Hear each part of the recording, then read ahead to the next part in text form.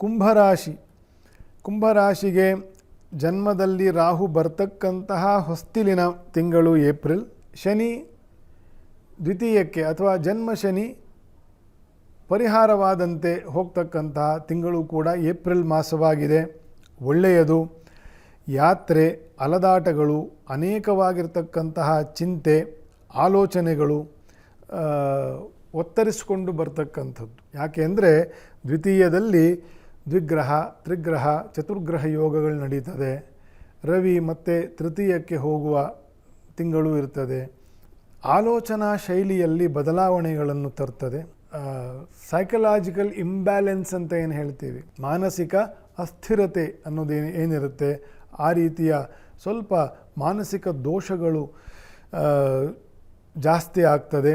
ಹಾಗಾಗಿ ಏಕಾಗ್ರ ಮನಸ್ಸಿನಿಂದ ಇರುವುದು. ಏನು ಮಾಡ್ತಿದ್ದೀರೋ ಅದನ್ನು ಮಾತ್ರ, ಈಗ ಏನೋ ಒಂದು ಬರೀತಾ ಕೂತ್ಕೊಂಡಿದ್ದೀರಿ, ಏನೋ ಒಂದು ನ್ಯೂಸ್ ಪೇಪರ್ ಓದ್ತಾ ಕೂತ್ಕೊಂಡಿದ್ದೀರಿ, ಯಾವುದೋ ಬೇರೆ ಆಫೀಸ್ ಬಗ್ಗೆ ಯೋಚನೆ ಮಾಡಬೇಡಿ ಆವಾಗ, ಅಥವಾ ಇನ್ಯಾವುದೋ ಸಿನಿಮಾ ಬಗ್ಗೆನೋ ಅಥವಾ ಇನ್ಯಾವುದೋ ರಾಜಕೀಯದ ಬಗ್ಗೆನೋ. Don't do that. ಅದು ತುಂಬ ಸ್ಫೋಟ ಆಗ್ತಕ್ಕಂತಹ ಗ್ರಹಚಾರ ಇದೆ. ನೀವು ಏನು ಮಾಡ್ತಾ ಇದ್ದೀರಿ, ನ್ಯೂಸ್ ಪೇಪರ್ ಓದ್ತಾ ಇದ್ದೀರಾ, ಸುಮ್ಮನೆ ನ್ಯೂಸ್ ಪೇಪರ್ ಓದಿ. ಇದನ್ನು ಧ್ಯಾನ ಯೋಗದಲ್ಲಿ ಇದನ್ನು ಮೊದಲನೇ ಸ್ಟೆಪ್ ಅಂತ ಕರೀತಾರೆ.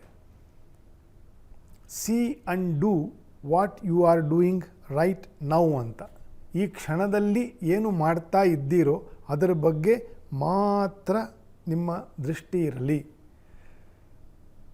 ಆಗ ಅನೇಕ ವಿಭ್ರಮಗಳು, ಮಾನಸಿಕ ವಿಭ್ರಮೆಗಳಿಗೆ ಬ್ರೇಕ್ ಆಗುತ್ತೆ. ನಾಮಸ್ಮರಣೆ ಮಾಡಿ, ನರಸಿಂಹದೇವರನ್ನು ವಿಶೇಷ ಪ್ರಾರ್ಥನೆ ಮಾಡಿ, ರುದ್ರದೇವರಿಗೆ ಅಭಿಷೇಕ ಸೇವೆಯನ್ನು, ರುದ್ರಾಭಿಷೇಕ ಸೇವೆಯನ್ನು, ಶಿವನಾಮ ಜಪವನ್ನು ವಿಶೇಷವಾಗಿ ಮಾಡಿ ಮಾನಸಿಕ ಸ್ಥಿರತೆಯೂ ಬರ್ತದೆ, ದೇವತಾ ಅನುಗ್ರಹವೂ ಇರ್ತದೆ. ಅಶ್ವತ್ಥ ಪ್ರದಕ್ಷಿಣೆ ಮಾಡಿ, ಬಹಳ ವಿಶೇಷವಾಗಿರ್ತಕ್ಕಂಥ ಸೇವೆ.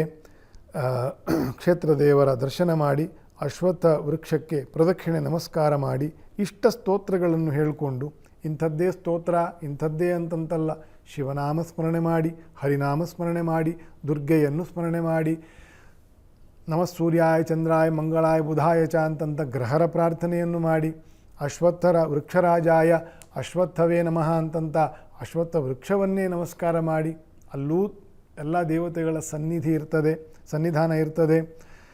ವಿಶೇಷವಾಗಿರ್ತಕ್ಕಂಥ ದೇವತಾ ರಕ್ಷೆಗೆ ಅದು ಕಾರಣವಾಗ್ತದೆ. ಒಳ್ಳೆಯದಾಗಲಿ.